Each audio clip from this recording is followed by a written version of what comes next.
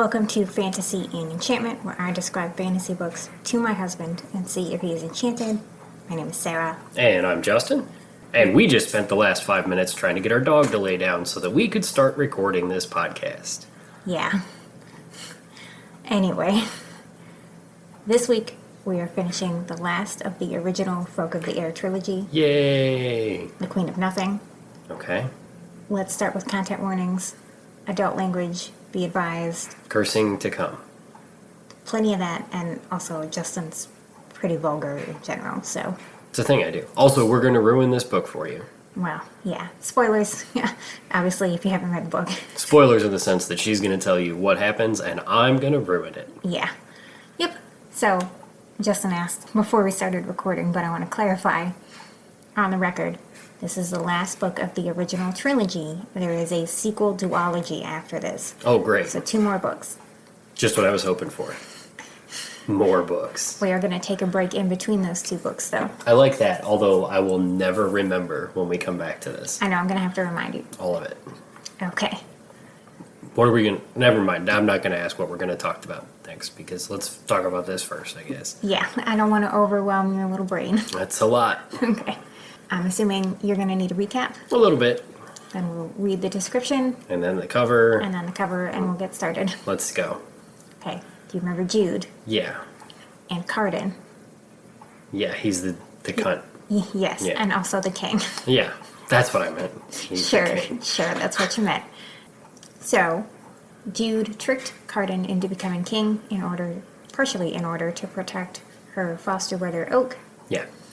And at the end of the last book, Carden banished her to the mortal world. Right. He tricked her. Yeah, after she killed Belkin, his brother. Because they technically got married. She became queen, but nobody knew what was going on. Yep. Right. She's secret queen. Right. I vaguely remember. Okay. Also, Maddox, her dad, foster dad, stepdad, whatever, is... He's the Incredible Hulk wearing a mega hat. Yeah. Yes. Yeah. Organizing some kind of coup against Carden right now. Okay. So. He's going to go full January 6th on him. Kind of, yeah. Okay. Okay. I got a green haunted apple Fanta here. It's a special Beetlejuice release. This is what's going on in my world today.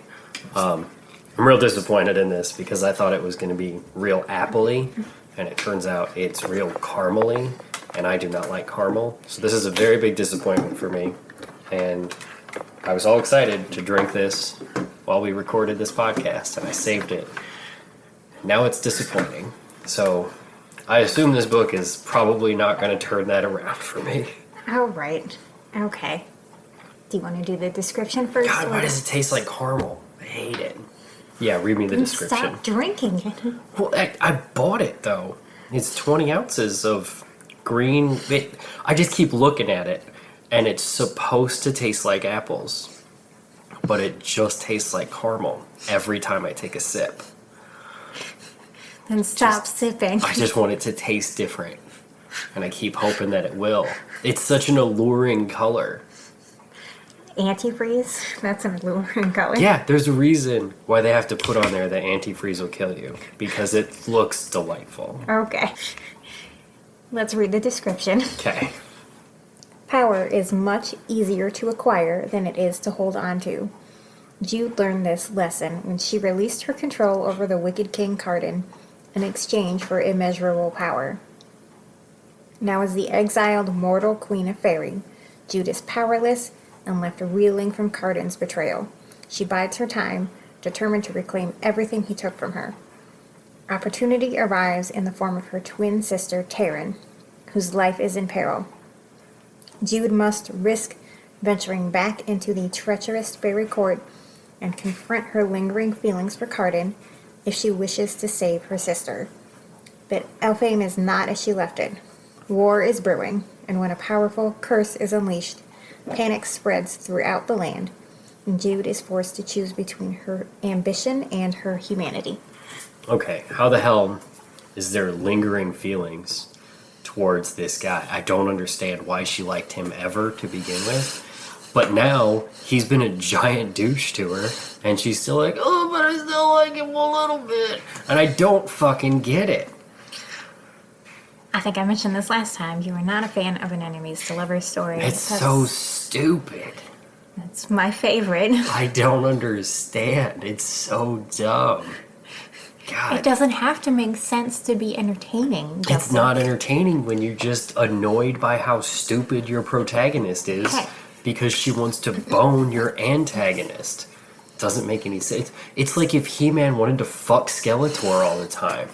He-Man didn't want to fuck Skeletor. He wanted to fuck Teela. And then they tried to make Teela a lesbian in the new cartoon, and it was a whole thing. That fan fiction definitely exists. It does, I'm sure, because Guy Fieri is out there. Okay. Guy Fieri's fucking everybody, left, right, and center. All right. Get it, Guy Fieri. Look at the book.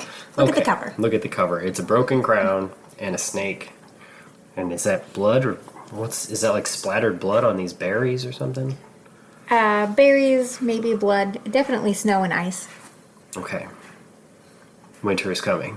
Winter is coming. Also, the crown and the snake are going to be an important part of the story. Okay, there's going to be a snake in the story? There's going to be a snake in the story. All right. Spoiler alert, in case Spoiler anybody alert, doesn't know.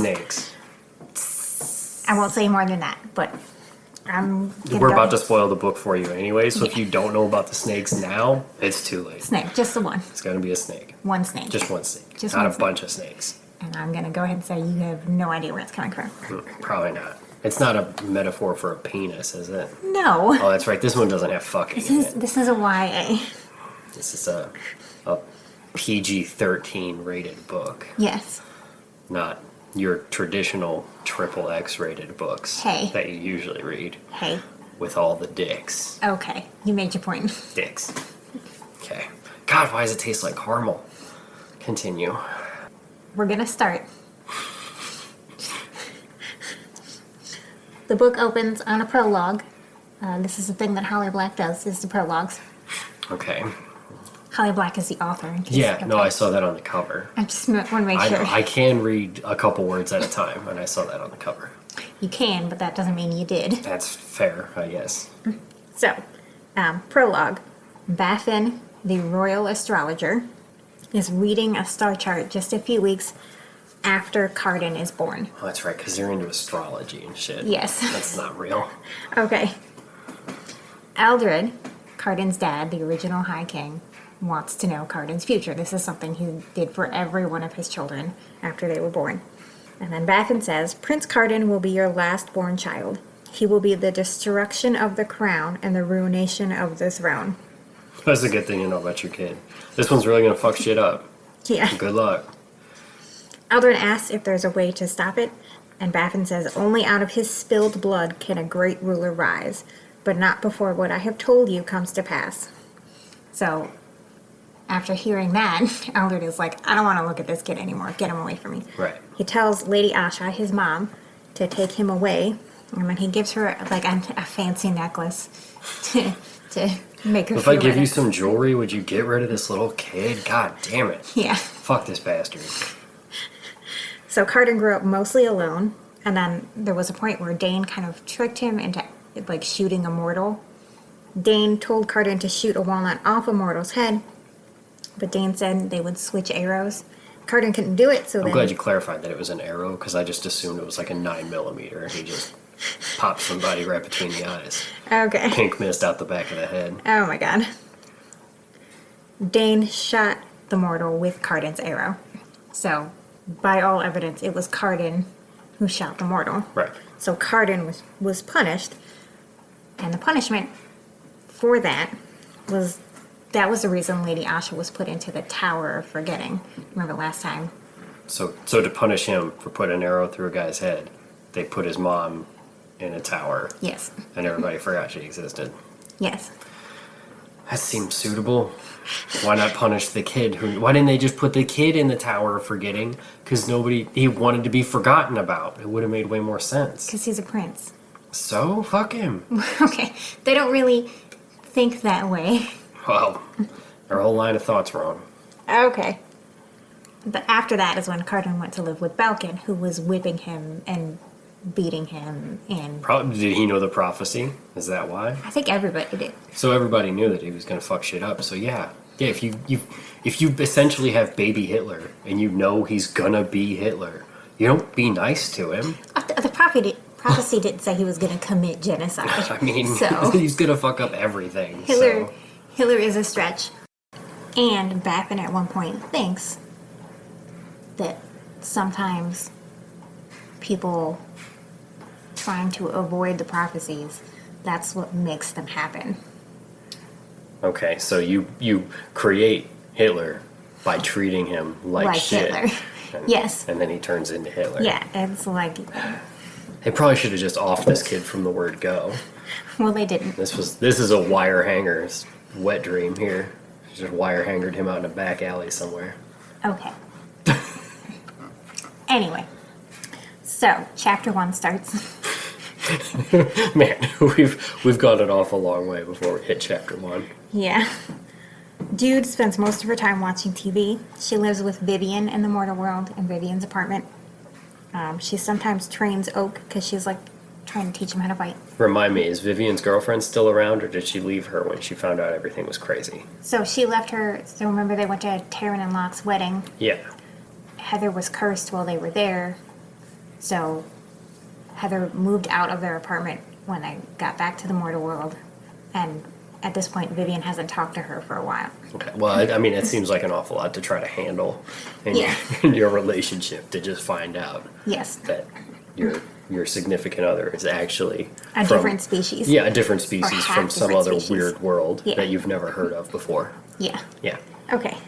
So she's watching Oak play with some other kids and sees him using magic.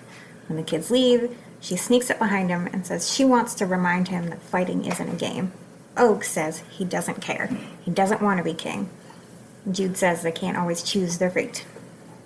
And then Oak gets really upset and says, "You can't make me be king," because he's still just a kid. As it turns out, she's already made one person be king. Yes. So- That has not worked out very well for her. Yeah. How old is he at this point? Like 7 or 8. Okay. So he is a child. Yeah, well, I'm picturing our 4-year-old being magic, and like trying to tell her to do anything is impossible. Yeah. So I was just trying to gauge it based on what my limited knowledge of children is, which is Ours. truly limited just to ours. Yes, okay. So Jude goes back into the apartment, and Vivian is holding her phone, and she says Heather loves her again because she sent Vivian a text. And Jude reads it, and it says, "I want to forget Fairy. I want to forget that you and Oak aren't human. If I asked you to make me forget, would you?" And then Jude is like, that doesn't sound like she's saying she loves you again. So who knows what's going to happen there. I'm reading into that a little bit. Yeah. Jude does odd jobs for fairies in the mortal world because she has no record of like a mortal normal education or It's hard. job history. Tough to get a job when you've been unemployed for your entire life. I don't even think she has a social security card anymore. You can't just put down, "Oh, I'm a queen of a fairyland." Yeah. Good luck getting a job with that one. Yeah. I hired people for a long time. I'm not hiring you if you put that on your resume. Yeah. So the fairy that she gets these odd jobs from, his name is Brian. And he's got a goat head and hooves. And he's just living amongst the people. Well, he walks on in this big long coat.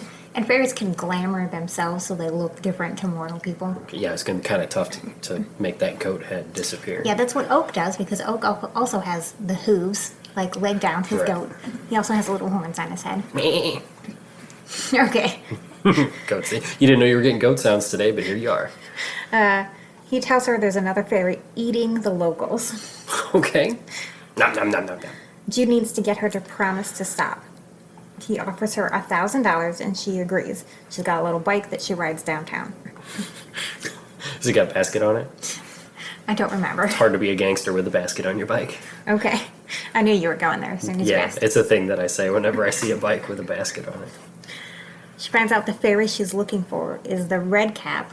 So, just like Matic. He's an extreme MAGA Republican, as the Democrats would say. She, Oh, her name is Grima Mogg. all right. Marjorie Taylor Greene, that's her name. Okay.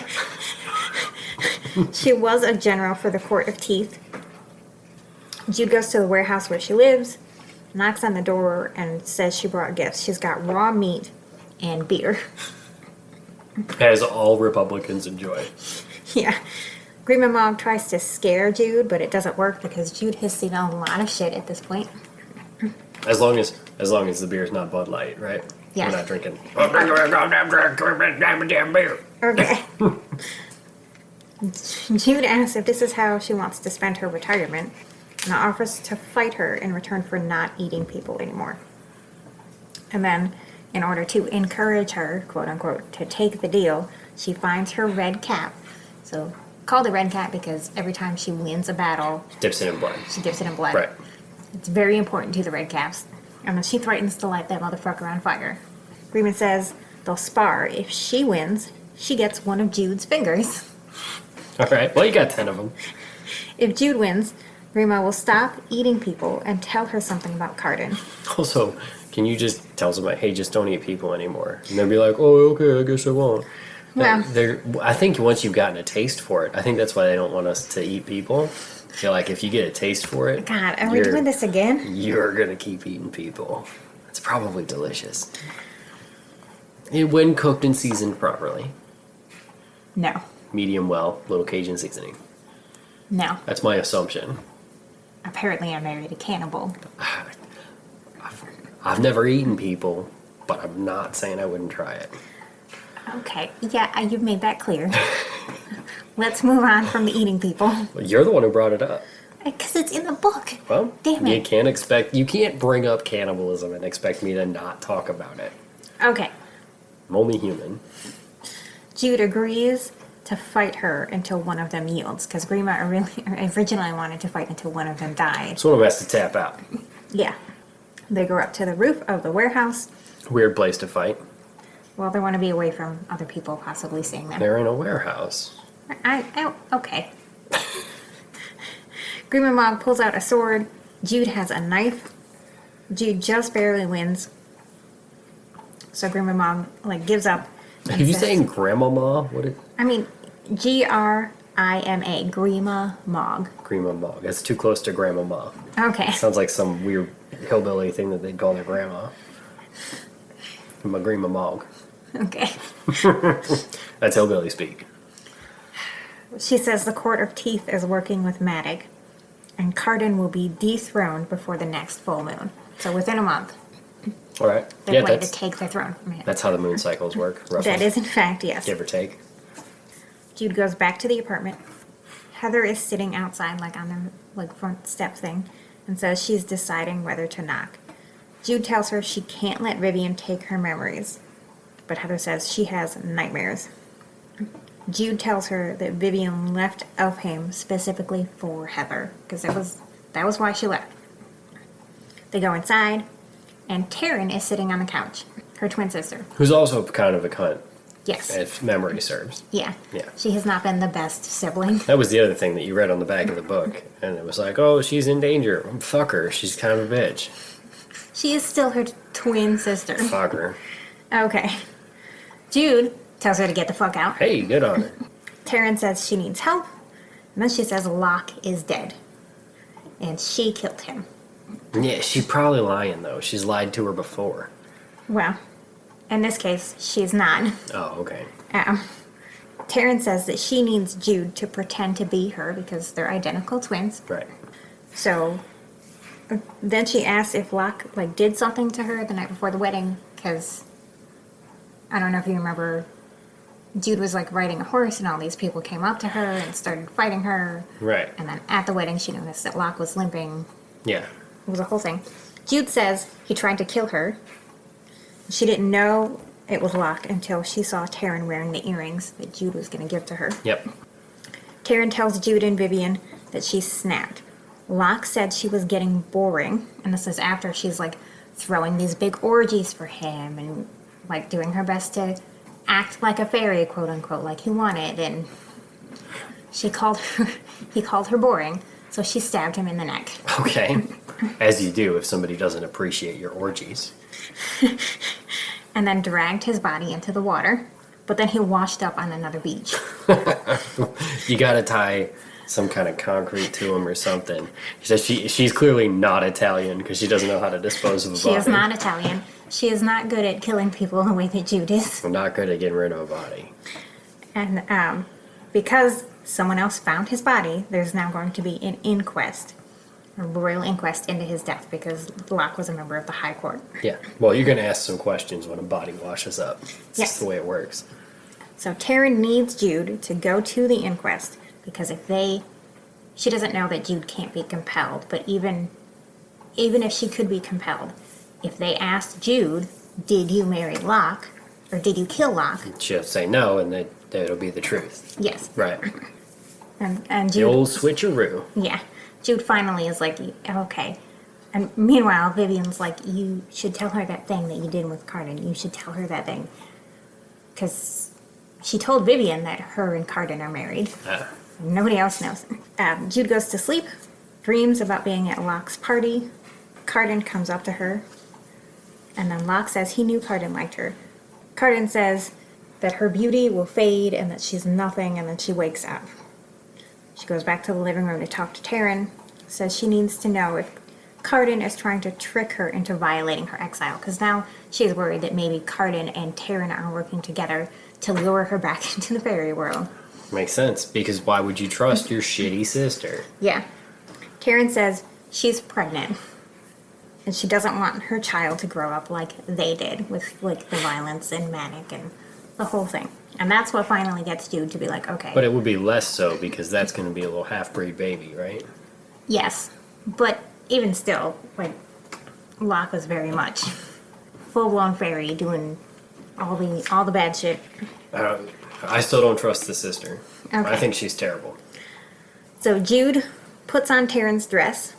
She's got a glove on. She had one of her fingers bitten off by a fairy when she was a kid, so she has to put gloves on to hide that missing finger. She should have just lost the duel to the lady who wanted to eat her finger. To the cannibal. Then she would have matched.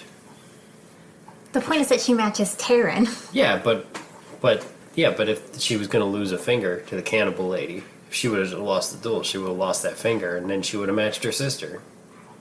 No, it means that Jude would be missing 2 fingers instead of 1. Oh, right. Jude misses a finger. Yes. Okay, I guess I was confused. I thought Taryn missed. Taryn has all 10 fingers. Okay, Jude I was has confused. 9.5. 9.5. Well, then if she would have lost, could she have just given her that half a finger? But that just means she's down to nothing. It's completely separate. Would a half a finger have been sufficient, I given don't know. she lost? I don't know. Or would it have had to have been a full finger? And which finger? Which finger is she missing? Which finger is she missing, and which finger would she have had to give up? I don't remember which hand it is, but it's one of her ring fingers. Okay.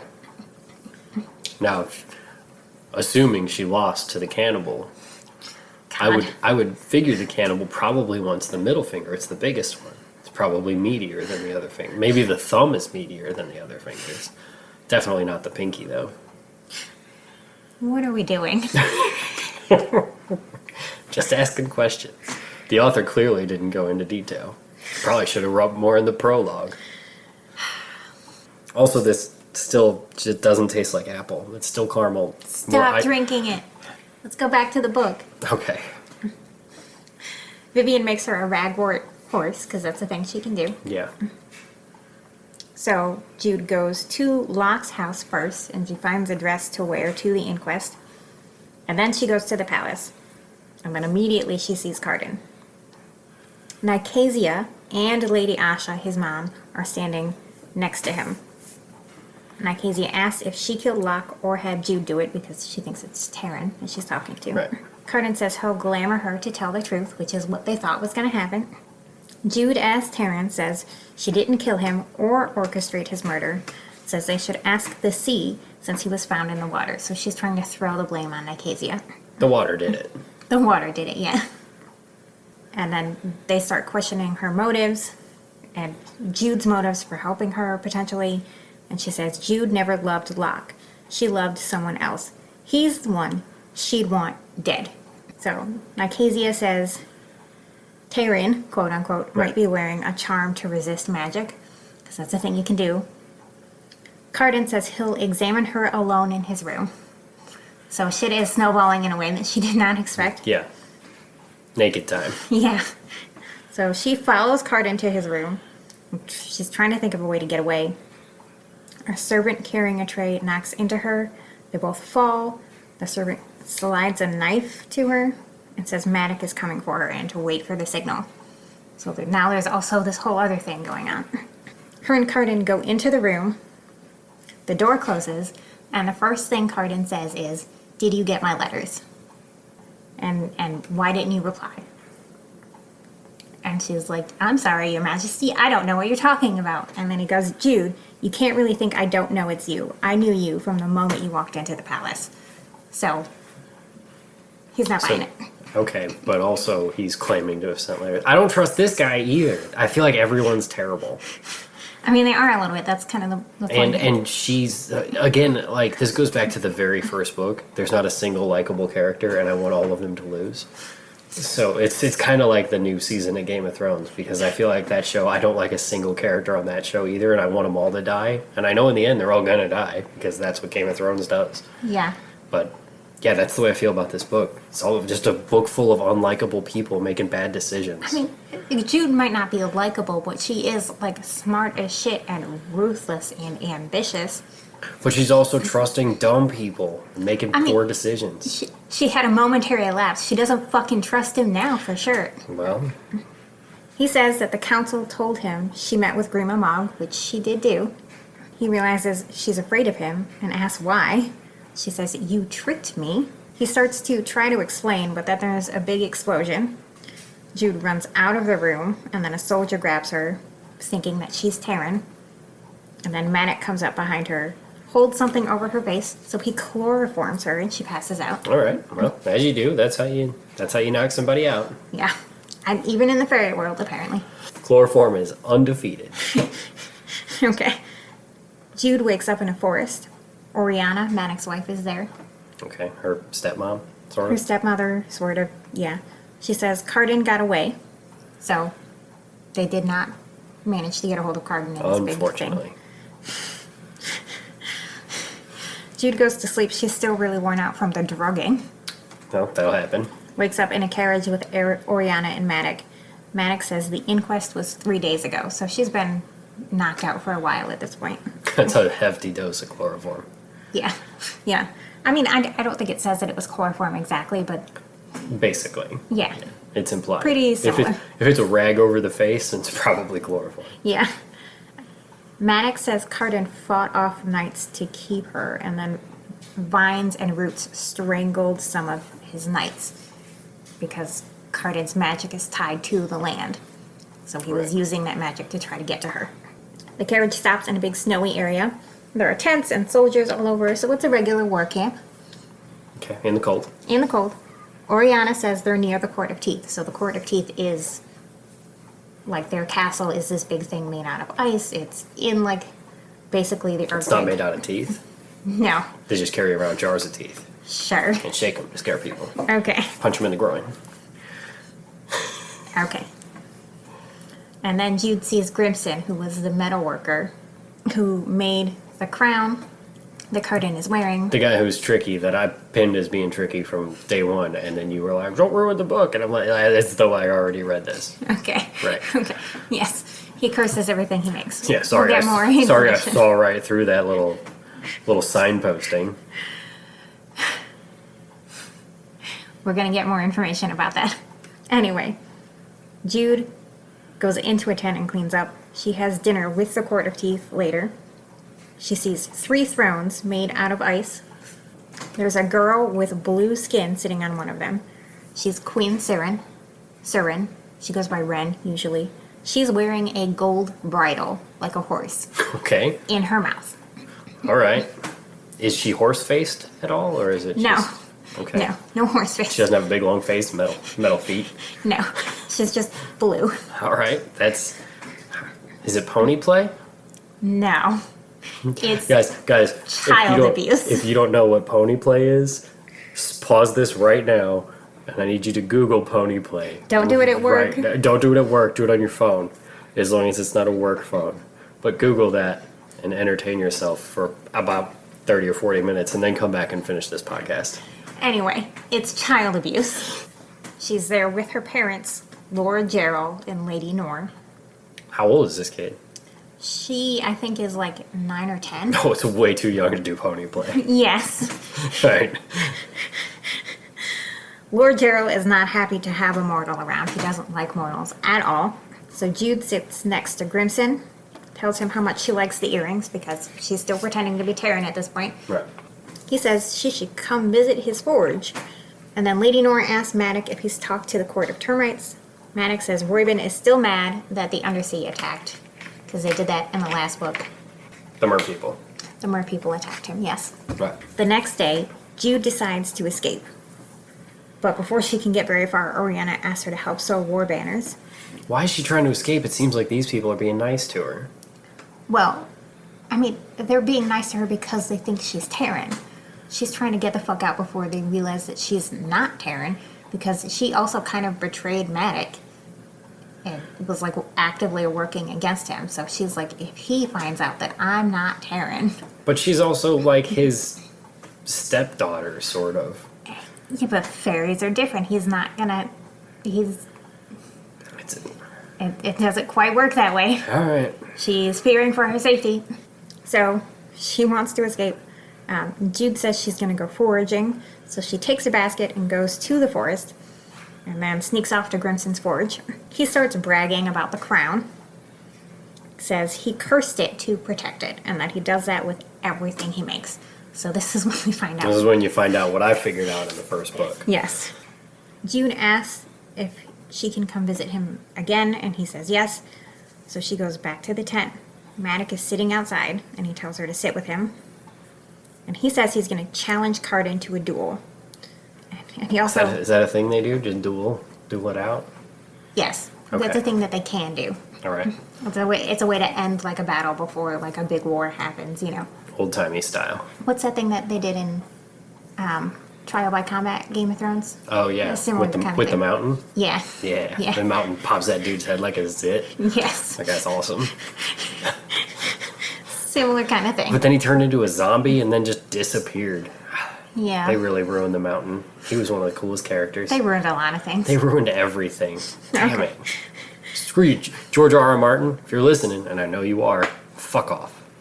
To be fair, that wasn't really him. Well, what are Those those other writers of, those other those two writers cunts? of the show. Yeah. We don't know what happens to the mountain because he won't finish the fucking That's series. true. Yeah, well, maybe if he finished writing his goddamn books, we could have had a good ending for the mountain. Well, anyway. That guy, you know that guy won, like, the world's strongest man? Yeah. Like, more times than anybody else. Yeah. Dude's awesome. He's retired from that now. Okay. He's just mountain, I guess. Okay. He's just a mountain somewhere. Anyway. Maddox then tells her about the prophecy that we heard at the beginning of the book. And he says that Carden is trying to charm his way out of the prophecy. So Carden is trying now to, like, do everything in his power to make it not come true because he also knows about this thing. So he knows he's going to be Hitler.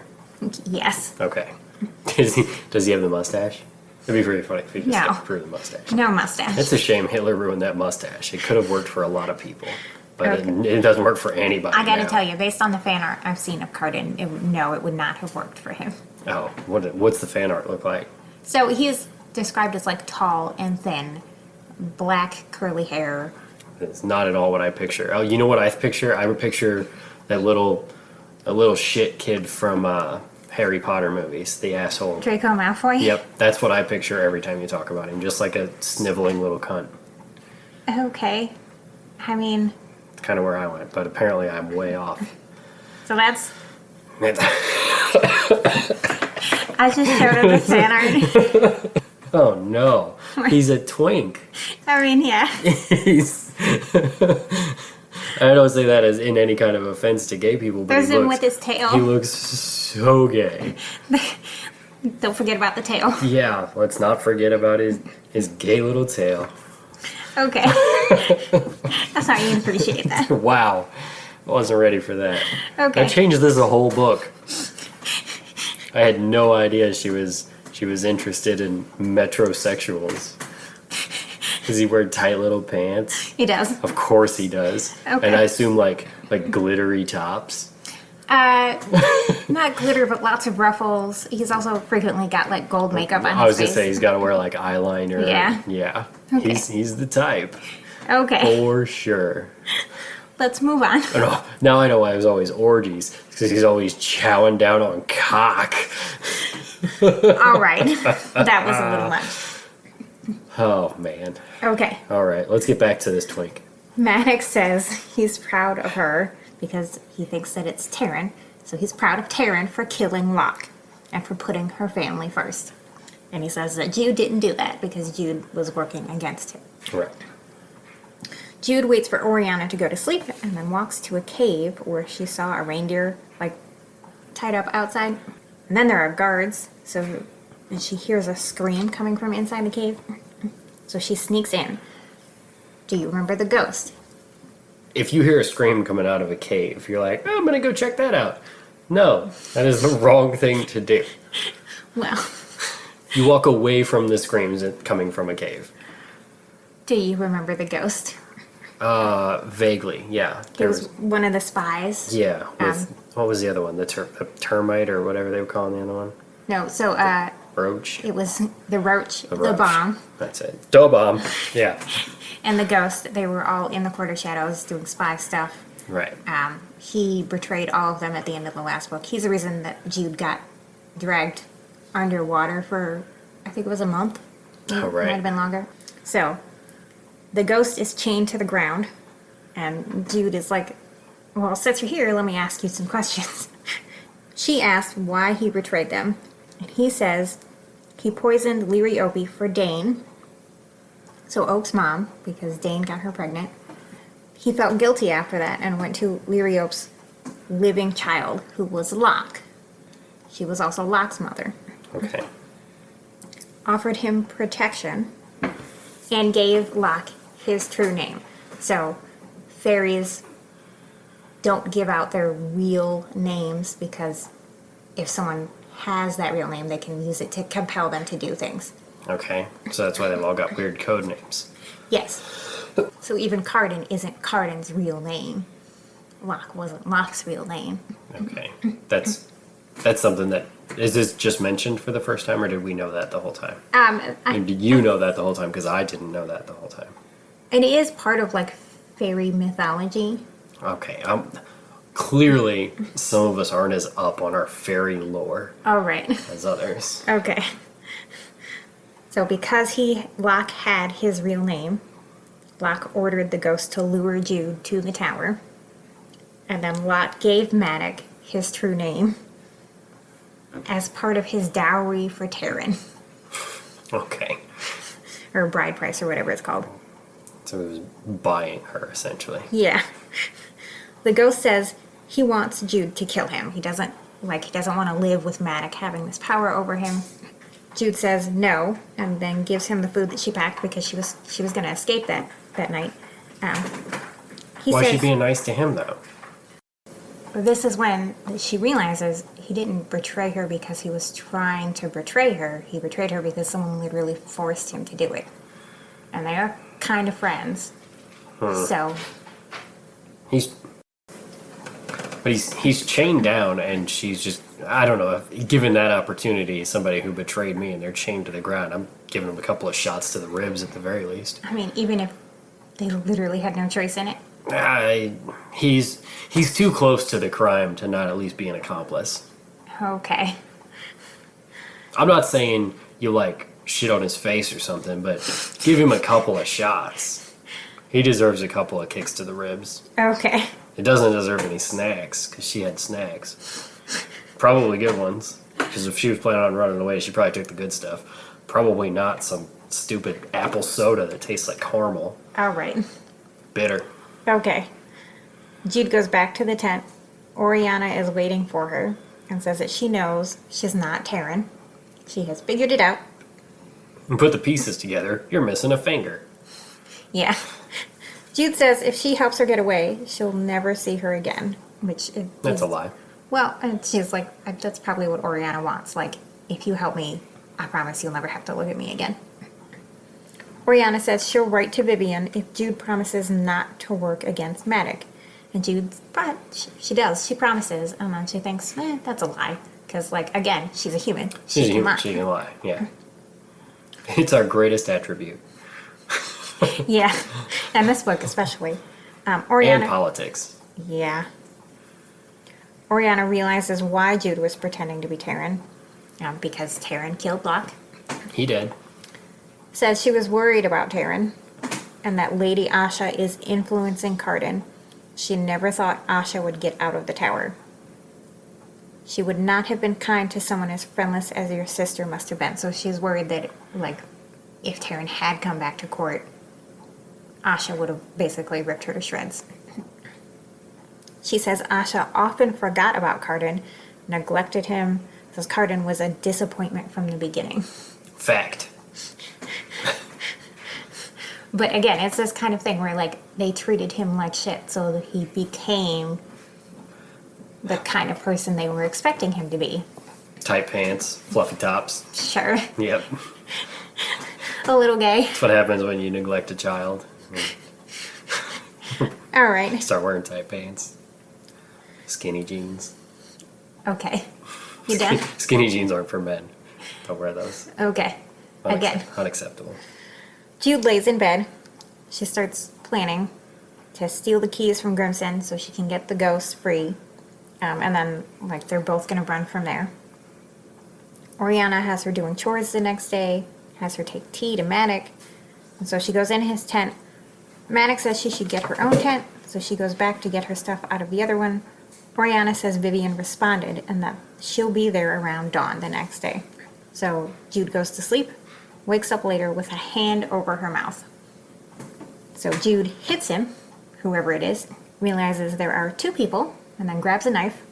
Start swinging in the dark. Yeah.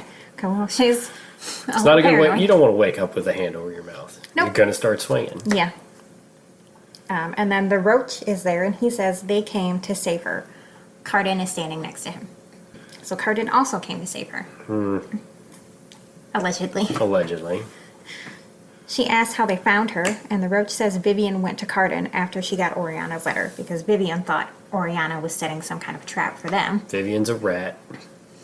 She was also worried about Jude, because she'd been gone for a lot longer than they thought she was going to be. And then Carden went to their apartment in the mortal world, and Jude was like, the fuck did you do that for? Because Carden is the king of like, why were you in the mortal world? Jude says she can't go with them yet because there's something she needs to do. Carden says she should let herself be rescued for once. And the roach says her sisters and Heather are waiting for them. He says her sisters and the other one. So she thinks it's Heather. Jude says she wants to free a prisoner. Says she'll tell them all of Maddox's plans if Carden lifts her exile. Carden says he will give her the means to end her exile if she comes with him, but Jude is suspicious. And rightfully so. Yes. Don't trust that guy. Come back to Elfame, tell me what you would tell me, and your exile will end, I promise. That's a big deal. He's a fairy, he can't lie, he can't break promises. So, that helps a little bit.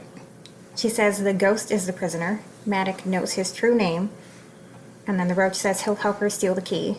It makes Carden promise to run for Elfame if something happens, because he's the king, they don't want him to die. Although I'm wearing the cloak Mother Marrow made me, that tag from the last book. Right. Yeah. The one that will turn any blade. I still promise to run, tail between my legs, and since I have a tail, that should be amusing for everyone. Are you satisfied? Right, because he's got a tail. He's got a tail. They all start sneaking away, and they go to the forge. Jude says Grimson is also making a sword for Maddox. They want to fuck it up somehow so that Maddox can't actually use it. Or just curse it. Well, I don't think either one of them really know how to do that at this point. Oh, so, well, I guess convince Blacksmith to curse it. But he likes... He likes Maddox. Yeah, he likes it, yeah. Jude finds the key, but when she takes it, like darts shoot out of a hole in the wall. It's a real Indiana Jones vibe. It's a real weird thing to try to steal a man's treasure. You're gonna get shot with a dart. A poison-tipped dart? What? That's an Office reference for those of you not initiated. That's kind of a deep cut too, so you gotta be a real big Office fan to catch that one. Yeah. Don't steal a man's treasure. Never steal a man's treasure. Carden protects Jude with his fancy cloak, but the roach gets hit, and then an alarm goes off.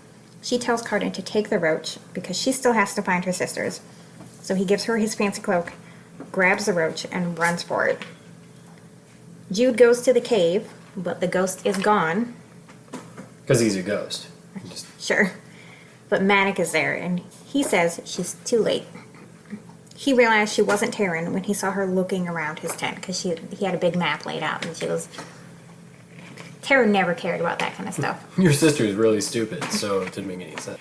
And then he says he sent the ghost to kill Cardin. Joke's on you. Cardin's right here. Maddox tells her to surrender, and she's like, no, and then she runs. She lets him tackle her so she can stab him with her knife. They both get up and start fighting. He grabs the cloak off of her, stabs her in the side. And like, he's got a sword, so it's a big stab. Stabby stab. Arrows go flying from somewhere. One of them hits Maddox. Vivian, Taryn, and Grima Mogg step out of the woods. So, not Heather. Jude starts limping away from Maddox. Vivian threatens Maddox. Grima Mogg says she needs a job, and the High King needs a general, because that used to be Maddox. Maddox offers her a position with the Court of Teeth if she brings him his daughters. And Jude is like, do you have the court's permission for that? Maddox then tells Jude she would have been a good red cap, and then he leaves. Vivian says they need to get Jude back to camp. Jude tells them to sew her up there. Tells them... So, Maddox just walks away after stabbing her? Yeah. And He's pretty sure she's gonna die, because it's a big-ass wound. It seems like the kind of thing you would want to finish off instead of just being like, I'm done here. And he's also outnumbered at this point, so... But isn't he like a badass warrior? Why doesn't he just want to kill them all? I mean, they are his... Vivian is his actual child, and his only heir at this point. That's a big plot hole. That seems like a bizarre thing to just be like, oh, I'm done here. Walk away. Okay. Doesn't check out. All right. Jude tells them to pack the wound with dirt and leaves, and then stitch it closed. That's not how you clean a wound. What is she, Rambo? Just light a stick on fire and shove it in there? That happens in Rambo 3. Okay. It's the best one. Okay. Jude says that because she's the queen, she should also be tied to the land, so the land might help her heal. Or it might just get infected. And then Taryn is standing there, and she's like, you're the what? And then Vivian is like, oh yeah, she married Cardin. All right, that's a thing. So they do. They sew her up with the dirt and shit. And then she does start to feel a little better. I'm not dead yet. Again. Vivian says something weird is happening. And then Jude gets up and sees... Yeah, bitch, you got worms in your body. They're going to eat your brain. You're going to be like RFK. Oh my god. You're going to have brain worms. She gets up and sees their flowers blooming where she was laying down. So again, the magic in the land recognizes her as queen. Okay. It's a big deal. Grima Mogg kneels and calls her queen. Jude says she needs to go to the palace because the ghost is going to kill Cardin. They make her a fancy ragwort horse again, and then Taryn gives her her sword because Taryn was holding on to it for her. She gets on the horse to Elfame, decides to go to Maddox's house first to get a disguise.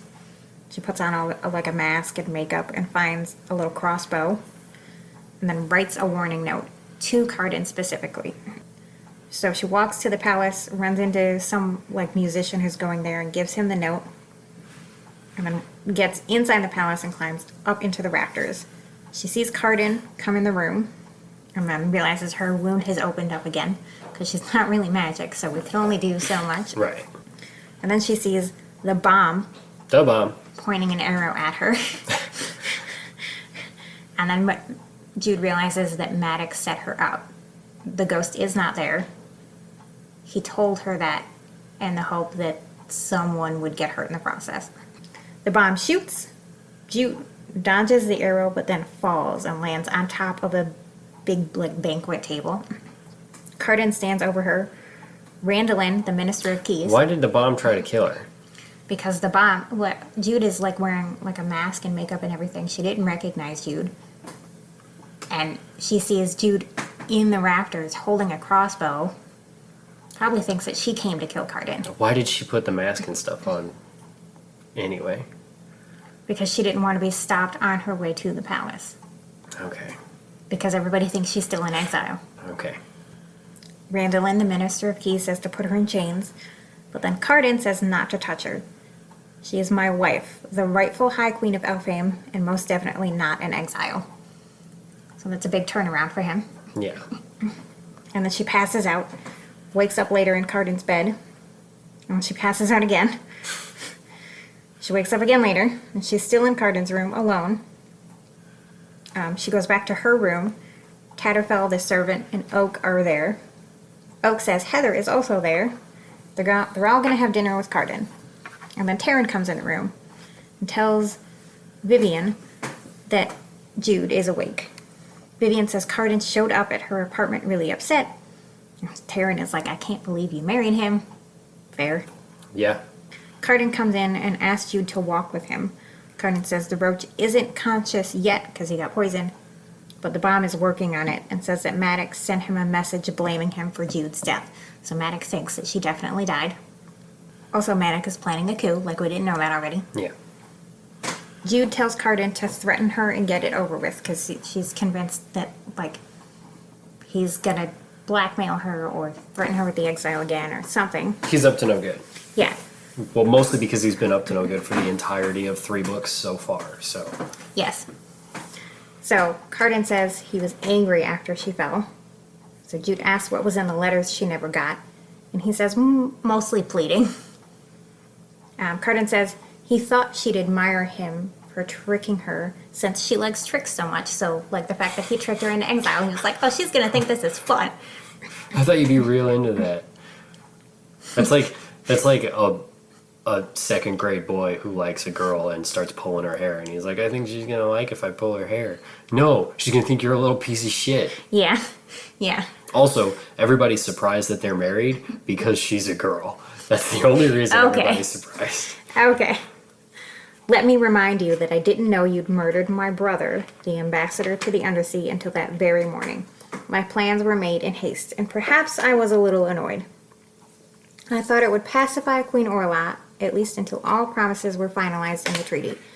By the time you guessed the answer, the negotiations would be over. Think of it. I exile Jude Duarte to the mortal world, until and unless she is pardoned by the crown. Pardoned by the crown, meaning by the king of Fairy, or its queen. You could have returned anytime you wanted. So he basically turned it into a riddle for her to solve, and then she was so mad that she never solved the riddle. Yeah, but nobody knew, so But, I mean, he knew, so all it would have taken is for her to come in front of him and say, I'm revoking my own exile. How would she have gotten there? She's got Vivian. But if she was under exile, and she couldn't just stroll right into the castle up to the king. I mean, I'm not saying Carden thought it through all the way, but he was also not fully throwing her into exile. That sounds like he's trying to go back and be like, I really fucked this one up. Maybe I should come up with a way to try to explain this so I don't seem like I'm the bad guy here. Okay. Jude gets angry and runs off, so Carden grabs her, and then she smacks him in the face. He says he never thought she'd be afraid of him. She says she's always been afraid of him because he's a fairy. And because he's an asshole. That too. Carden says he trusts her, so he tells her about the prophecy, says he trusts her to stop him if he becomes like Dane, and that he doesn't want her to be his queen. So he's trying to rebuild some trust here. You don't give people second chances. Sorry. All right. They go back to Carden's room. The council is waiting for them. She tells them about Maddox's plan to duel Carden, Maddox's new sword, and then Carden kicks the council out. The bomb comes in. She's got to clean Jude's wound and tells Carden to leave. She's like, why is all this fucking dirt in here? You're not a doctor. You can't just rub dirt on shit. Yeah. And then Carden says, this is my room, and that's my wife. And she says she needs to take out the stitches, and he probably doesn't want to watch. Jude says he might like to see her scream. And he says, I would. Perhaps one day I will. He might like looking at my insides. Well, that was more of an innuendo, that part. Oh, got it. Okay. I took it the other way. Yeah, I got that. The insides. The bomb is helping Jude. Someone knocks on the door, and the messenger comes in and says Lady Asha wants to see Jude. So she goes to Lady Asha's room. Jude says it seems like her and Carden made up awful quick. Asha says he'll hate her once she's no longer a challenge for him. She knows that Jude loves him. Jude asks if that's why she kept the letters that Carden sent. So Jude has already figured out that Lady Asha has these supposed letters that Carden sent to her that she never got. Assuming these letters are real at all. They are. You can find them online. What? The author, released the letters, so you can find them online. Okay. Do you want to read the letters, too? No. Okay. I don't want to read the letters at all. But I mean, just from a story perspective, he's not allowed to lie, though, because he's a fairy. It's not that he's not allowed to. He literally can't. Yeah. I guess, that's where I'm always at, too. It's like, you can't trust these people because people lie. But then they're like, we're fairies, we can't lie. Yeah. Okay. All right. Jude leaves, and then a knight comes up to her and says a battalion from the Undersea is in the throne room. Carden and Nicasia are standing together. Maddox sent the ghost after Queen Orla, the Mer Queen, who's Nicasia's mother. Yeah. She was Who hit. was also a bitch. Yes. Yeah, she kept Jude, underwater for, a month. Yeah. Basically tortured her. So, I don't understand where the downfall is there. You got a guy you don't like killing a girl you don't like They do have because a another guy you political- don't like didn't like him. There is a political alliance in place at this Stupid. point. Merqueen was hit with a magical arrow. It moves whenever they try to take it out. So she's not dead yet, but she could die pretty easily. Yeah. Carden says that they're allies. Nicasia says she'll need his help avenging her mother, and then she leaves. Jude asks if they caught the assassin. Randolin says no, and then says they should summon the generals. An ogre suggests they surprise Maddox. Jude says he wants to duel, says Nicasia could make a new alliance with Maddox, and then a knight comes in with a message from Taryn. She's asked for Jude to come to Hollow Hall, which is where Carden used to live, and then Carden is like, I'm going to go with you. So Jude and Carden both go to Hollow Hall. Carden's tail is flicking around like crazy. He's getting real anxious. Because he's In case you forgot about the tail. a monkey or a cat or something, whatever he is. Do you want to see more fan art of the tail? I don't know. Unless you want to see more fan art of Guy Fieri, I don't want to see any more of that. Okay. The door to Hollow Hall talks and says that Taryn is in the dungeons with someone else. They find her sitting next to a door on the floor. Taryn says that he, quote unquote, came looking for Jude, had Taryn restrain him because Maddox gave him other commands, and had Taryn bring him to the dungeons. Jude looks down through the little door in the floor, and the ghost is in there, and he's wearing shackles. Jude asks him about the Merqueen. He says Maddox gave him the bolt and said to shoot her anywhere but the heart or head. So, purposely not a kill shot. Right. To make it extra tricky. Yeah. Carden asks if Maddox gave him other orders. He says yes, and then he starts climbing the fucking walls. Carden pulls out a knife, and then Taryn commands Larkin Gorm Garrett to only follow her commands. And then the ghost sits back down. So that is his real name, is Larkin Gorm Garrett. Okay. Taryn says Locke was careless with things in front of her. So basically, she overheard Locke using his real name. So she knows it. Right. Because Locke was like, she's a dumb human. They all go to a different room. The ghost says he was supposed to kill Carden as soon as he had an opportunity. Jude asks what he knows about Maddox's plans. He's like, I don't know much.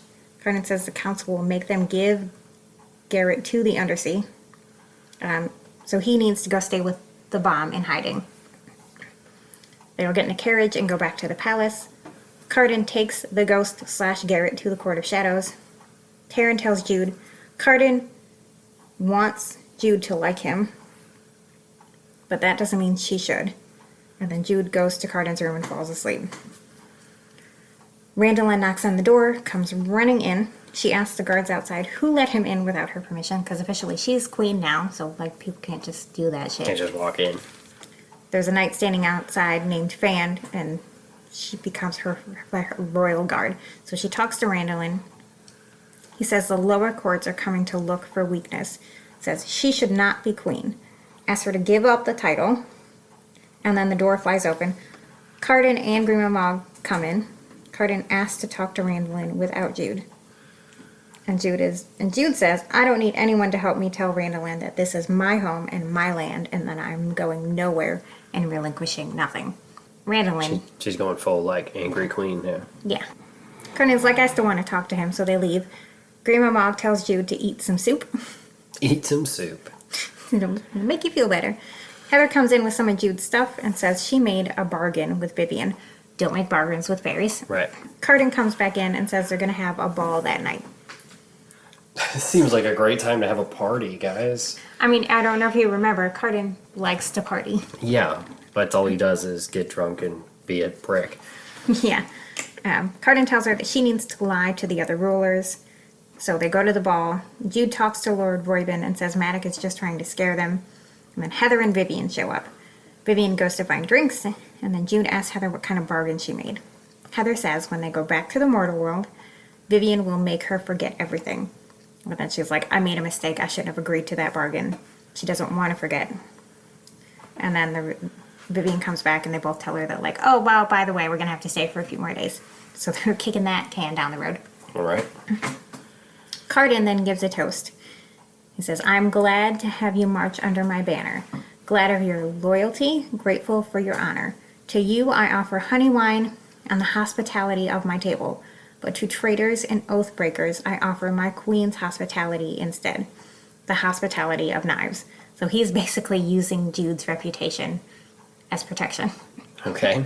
Saying that my wife will fuck you up. Yep. Basically. Yeah. Jude leaves the party. Really hiding behind the skirt there a little bit, Yeah, isn't he? yeah. I mean, Carden knows that he is not a fighter. He's not much anything. Okay. Carden says she was very formidable. They start making out. Carden says she looks like a knight in a dirty story, so she kicks him. I thought that was funny. What? Okay. What? Why is she kicking him? Because he made a joke about her. She looks like a knight? In a dirty story. Like a porn? Yes. A knight?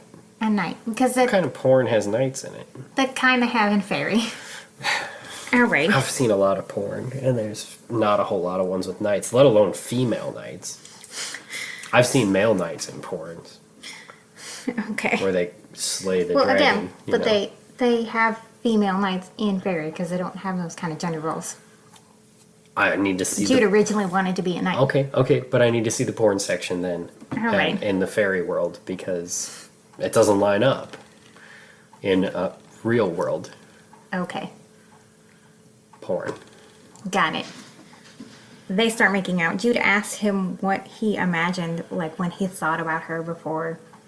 And he was like, well, I mostly imagined you groveling.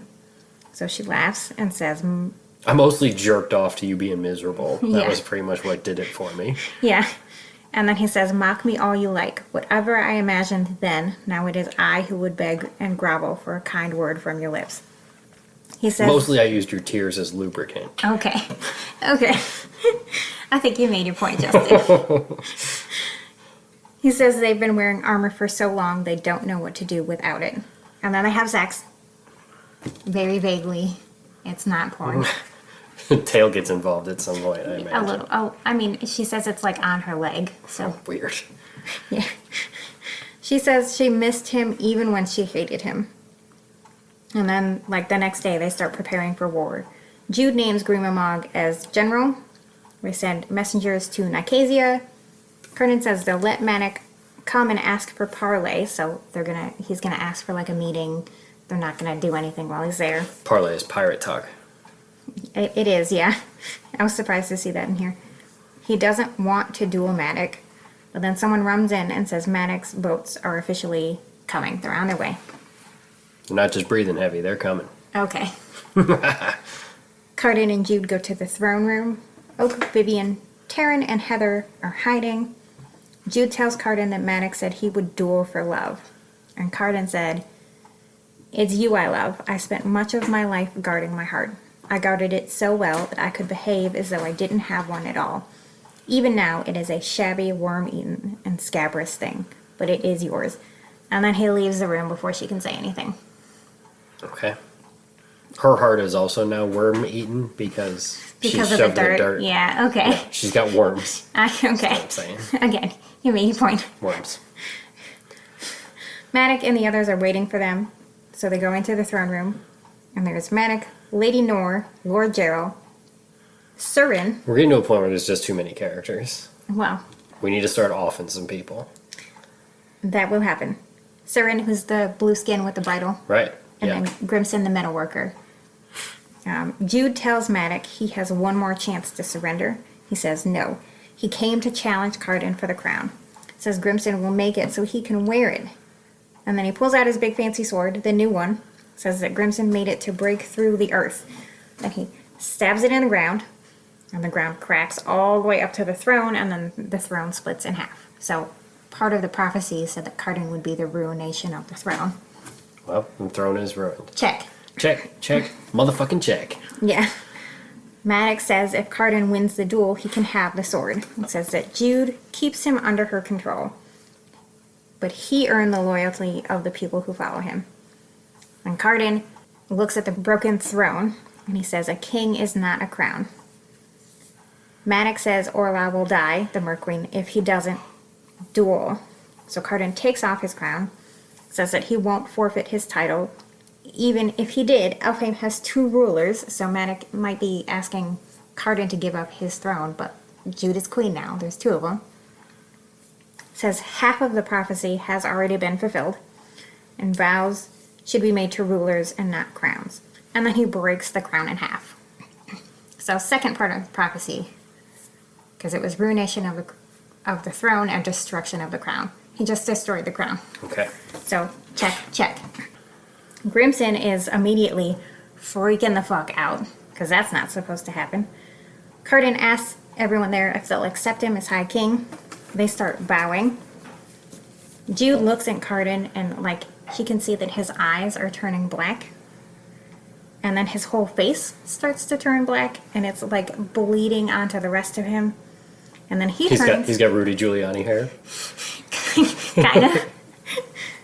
Well, then he turns into a big, giant-ass black snake. Okay. Maddox says he'll kill the snake and take the throne, but Jude stops him and tells the guards to take him prisoner. So Snake Carden seems to know that he's a snake because of Grimson, because of the curse that was on the crown.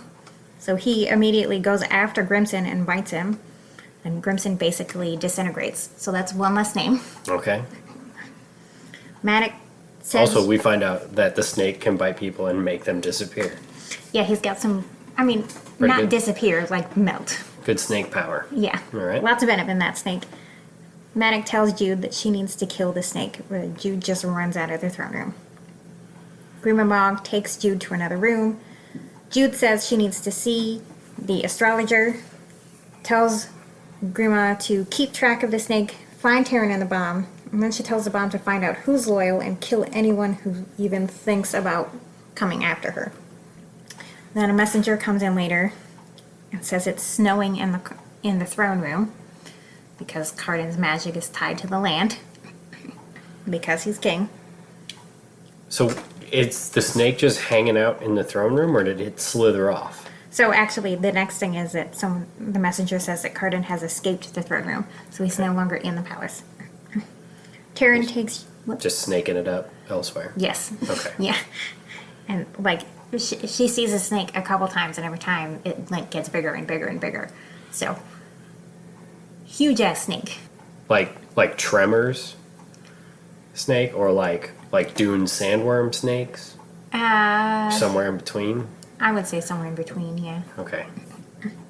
Also, if you've never seen the movie Tremors, pause this right now, go watch the movie Tremors, and then come back and listen to the rest. You said that when we were doing A Court of Thorns and Roses, because there's a big-ass worm in that one. Yeah, so. Tremors is such a good movie. The first one especially. There's like 7 of them, and there's maybe 2 or 3 other ones worth watching. Second one's not bad. But the first one, golden. Okay. Kevin Bacon. Yeah, Kevin Bacon. Jude meets with the council, and she tells them that Baffin, the astrologer, isn't sure how to make Carden not a snake. And then Grima Mog comes in. She says Maddox will attack in 2 days, Some of the folk think that the person who kills the snake should get to rule. Has anybody thought about just asking him, hey man, stop being a snake? Have they considered that? I'm gonna say no, they Yeah. did not think to talk to the giant ass snake who's Could have just asked. destroying everything in his path. Could have just asked. Okay. And then find out that Snake Carden has gone back to the throne room. He's using it as like a den now. Okay. So that's where he goes to sleep. It's like in the new Godzilla movie where Godzilla sleeps in the Colosseum in Rome. Yeah. Yeah. Yeah. But Okay. with a snake. That makes sense. Yep. Jude goes into the throne room by herself. Snake Carden looks at her but doesn't attack, so she does get the sense that he like maybe kind of knows who she is. And then she tries to get like the magic of the land to heal him, but it doesn't work. The bomb then comes in and says her sisters are worried. Tells Jude she killed some people who were talking about assassination, and that Maddox wants to meet with her. And that he's going to bring Lord Gerald and Lady Nor. Jude agrees, but says he can't bring weapons, so no more big-ass fancy sword for you, Maddox. She finds out there are storms and hail happening on some of the islands in Elfame, because again, He's Carden is tied to the land. Yeah. Oak and her sisters are there. Oriana comes out later. Maddox rides in on a stag, so he's now riding a deer, just for funsies. That's not. Deer aren't good for transportation. No. Especially he's a big guy, right? Yeah, he's a pretty big dude. You can't ride a deer. Well, Deer aren't built for that. You can't even put a saddle on a deer. might be a magic deer. She rode a I'm- frog. I was gonna say they rode fucking frogs earlier. Big ass frog. So, calm it down. Lady Nor, Lord Gerald, and Surin come out of an ice carriage. Surin no longer has the bridle, but now she has a leash sewed into her wrist because child abuse. Is there a purpose for any of that, or is it like they just drag around a 9-year-old? They're just dragging her around. She doesn't play any part in the story. So she's a main character in the duology that comes after this. Okay. Her and Oak. Okay, so she's just a side character right now. For right now, yes. Got it. Just planting seeds for later. Yes. Maddox says he would have been happy to let Oak have the crown. Tells her that Lady Asha is gathering support to make herself regent because she is the mother of the king. That doesn't work though when the king was married. I mean, no, it shouldn't, but some of the Fae see Jude as like not really the queen because she's human. Well, that's just wrong. They're seeing it wrong. Yeah. Then. Vivian says all of this is Maddox's fault. And then Lord Gerald asks if Oak is the heir and says they'll make her an offer. They will give her the gold bridle if Oak agrees to marry Surin. And then Maddox would have to go on her advisor. He would have to be her only advisor. They would get rid of the council completely. So now we're marrying off fucking 9-year-olds. Children, yes. Yeah. I think technically they'd be betrothed and that they'd get married later, but still. Well, yeah, I would assume they probably wouldn't carry out the whole ceremony and whatnot at 9 years old. I but wouldn't fucking hope not. I hope not, but They've done it before. who knows what kind of weird backwoods rules these fairies are into. Okay. Lady Nor swears that the bridle doesn't do anything but control the person it's used on. So that's why they had it on Surin, so they could control everything she fucking did. I mean, is she just a rambunctious kid? Nope, we'll get more information on that in the duology, but Okay. Because, Oh. like, look, we've got a 4-year-old. And if there was something we could put on her Don't to you where dare. she could be controlled at all times and just listened and, like, went the fuck to sleep when we put her down for bed and stuff, that'd be pretty cool. no. Jude realizes that they already tried to put the bridle on Carden and that somebody died in the process. So far, she is the only person who can get close to him. I don't think a bridle's gonna fit over a snake's head very well. I mean, it's magic. You never know. I've seen a lot of bridles in my time. I know. I've never seen one that'll fit on a snake. It's magic. Grima Mog says that Jude should take the deal, but then Jude says Maddox needs to get the bolt out of the Mer Queen's heart first, and that she will not betroth Oak because that's kind of gross. But if they tell her how the bridle works, they can work towards peace. Lord Gerald tells her to take 3 of her hairs and wrap them around the bridle. And then her and Carden will be bound together. She'll be able to control Carden. Snake Carden. Snake, yeah. Jude says she'll give him what they want. Just imagine him as a snake. He's like, I'm a snake. Okay. Oh, I'm so slithery. I'm such a snake. All right. That was a little too spot on. Made me uncomfortable. Well, the whole story makes me uncomfortable. Okay.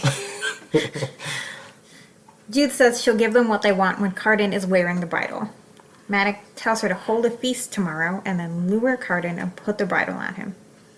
Later, Jude goes to the shore and puts a note in the water, and it says, "If you ever loved him, help me." She's in her room with her sisters, Heather and Oak. Oak asks if there's anything they can do to help Surin because, again, abused child. Taryn says queens aren't supposed to need help because Surin is technically the queen. Vivian asks if Taryn is going to have the baby that she's pregnant with. Says she could have an abortion if she wanted to, and Taryn says, like, no, I want to have the baby. I didn't realize that Fairy was a blue state. Continue. Okay, well, she says, like, you know, it might be a special, precious thing in Fairy, but where they live in the mortal world, she can get that done if she needs to. Okay. So in the mortal world, they live in a blue state. Yes. Got it.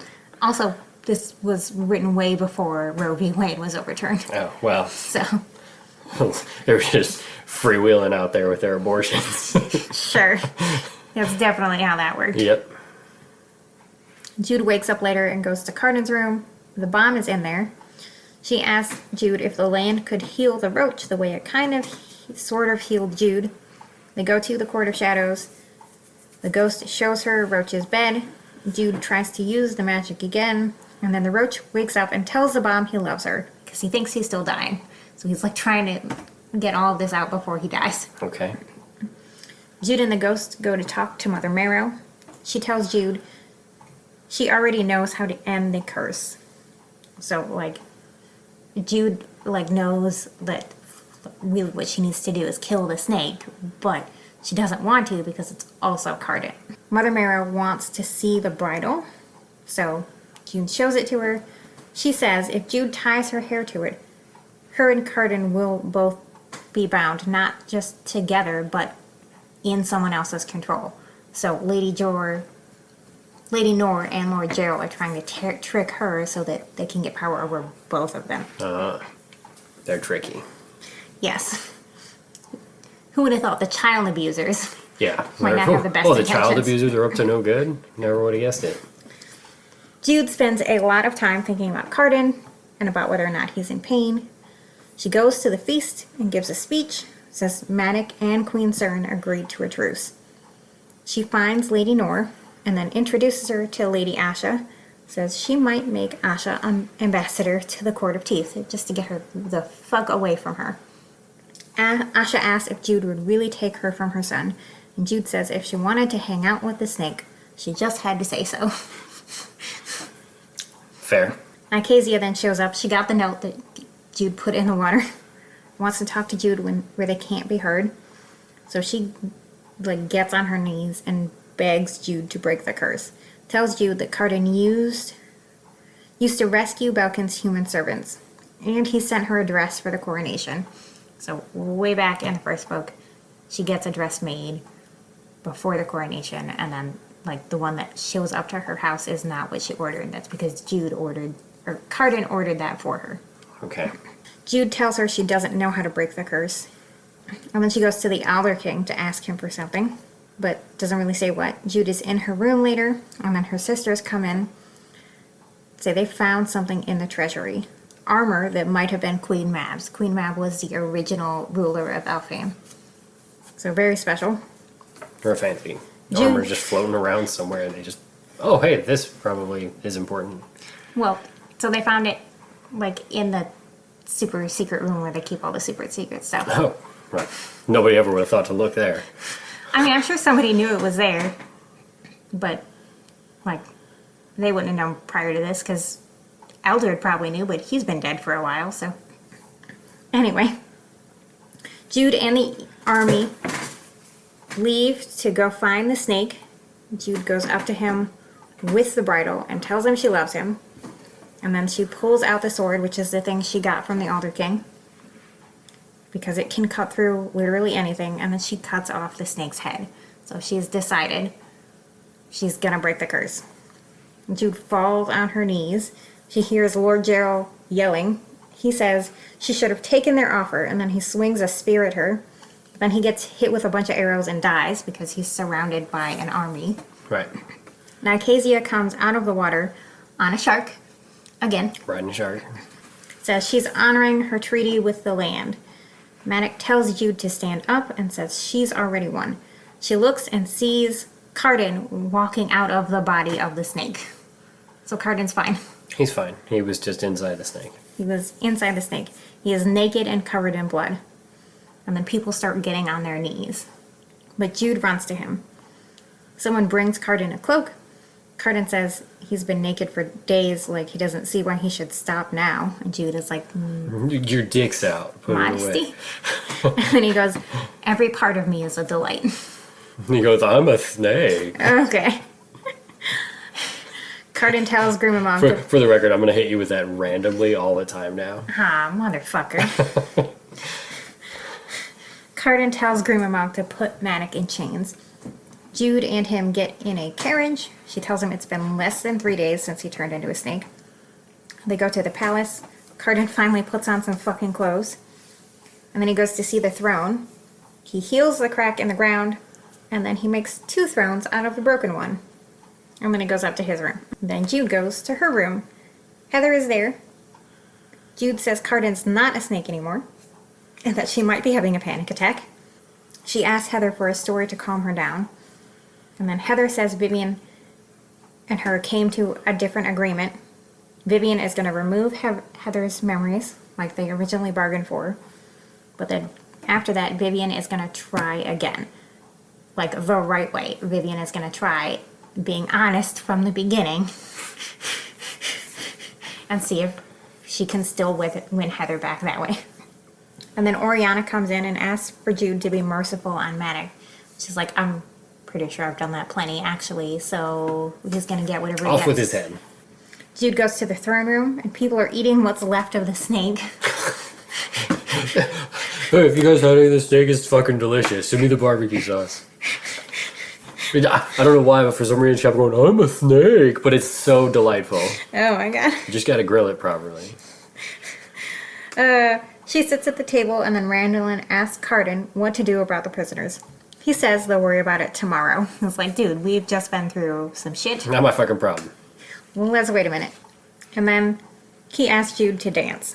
Jude apologizes for cutting his head off and also for taking so long to do it in the first place because, like, she put it off. She thought she was going to kill him if she did, so she kept putting it off. Carden takes her to that secret room behind the throne where they got handsy during the last book. The sex room. The sex room. The grotto. Okay. And then Jude tells him that she loves him. And then he's like, you don't need to say that out of pity. Please don't lie to me right now. She says, I thought I would get my heart broken. I thought it was a weakness that you would use against me. But then you saved me from the undersea when it would have been much more convenient to just leave me to rot. Jude is then officially coronated a week later. And then Carden gets a brand new crown because he broke the other one. Right. Tells Taryn that the Tribune ruled in her favor, so they're not going to come after her for Locke's death, even though he definitely knows that she killed him at this point. Yeah. 2 knights kneel in front of them. One of them represents the people who regret following Maddox in this coup. The other one is representing the people who don't regret it. So, Okay. because there were a lot on both sides. Jude says the ones who don't regret it will turn into falcons. They won't turn back until they go a year and a day without hurting anything. And then the guy was like, well, then how are we going to eat if we're birds? And she's like, well, you're just going to have to live off the kindness of other people. The ones who do regret it will have their hands turned permanently red. Magic. Okay. Lady Nor and Surin come up next. Lord Gerald is dead, so that's one less name. Jude says she knows Lord Gerald was trying to trick her. Makes Lady Nor officially swear fealty to Surin, who she should have already done that to because Surin is her queen. And says the Court of Teeth will be officially abolished. So now Surin is queen of nothing. She's not really a queen anymore. Yeah. Maddox comes up next. He's got chains on his hands and feet. Jude says She'll show him mercy if he swears loyalty, but he has to do it before he's sentenced, so before he knows what she's going to say next. She says he has to live in the mortal world permanently, and he can never touch a weapon again. And he's got to live in a blue state. 'Cause he's going to really hate that. Yes. Yeah. He's got to live in California. Yes. Southern California. Okay. After that, Oriana decides to go with Maddox because they are married. Oak is going back to live with Vivian, and Jude and Taryn and Cardin are all going to come too to help them get settled. And then they all get pizza and have a party for Jude and Cardin to like celebrate their marriage. And then they have an orgy. No orgy. That's the end of the book though. Okay. There was some plot holes. I still don't understand why she would ever want to be with that guy. That's not a plot hole, that's the story. It's not good. I don't like that part of the story. Well, you're awful. Well, that guy's awful. Everybody in that book is awful. They're all terrible. Okay. But we did it. We finished. We did the trilogy. We did the trilogy. It's done. What do you think I rated this one? I know you really liked this one, which is probably why you're giving me such a hard time for making fun of it Yes. so much. You gave the last one a 5. Mm-hmm. Did you give this one a 4 or did you give it a 5? No, this was 5 too. This was a 5 too. Yeah. I like how we so strongly disagree. The first one that you really liked, I think, is one of the worst. Go fuck yourself. Hilarious. Also, it still tastes like caramel. Stop And it's drinking still not it. good. It's still not Oh good. my god. Okay. Next week, we're going to take a break with this. From this, yeah. We're going to talk about Book Talk's newest favorite shadow daddy, Quicksilver. What the fuck is that? You'll see. God damn it. You'll see. Also, we record these way far in advance, so by the time this is a thing, Book Talk might have moved on. I mean, it's been months now and people are still talking about this book. So Okay. you got me this one for my birthday. I got you a lot for your birthday. You got me 3 books. That's a lot. Okay. That is 3 books more than I've read in the last 10 years. All right. Anyway, follow us on Facebook and TikTok, FAE Podcast. We will see you next time. Bye.